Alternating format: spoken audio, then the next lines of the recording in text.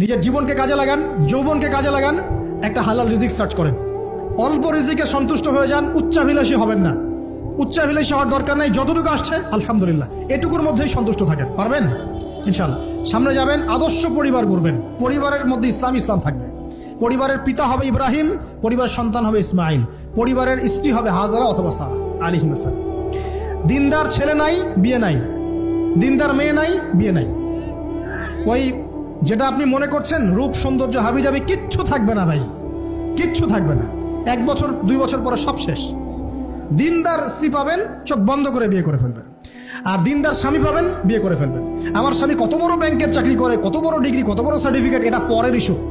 আগের ইস্যু হচ্ছে আমার স্বামী নামাজ পড়ে কিনা, এই লোক আমার স্বামী হতে যাচ্ছে, এর দাঁড়িয়ে আছে কিনা, ইসলাম পালন করে কিনা, ইসলামের প্রতি ভালো ধারণা আছে কিনা, সে আমাকে পর্দায় রাখবে কিনা, এগুলো বড় জিনিস।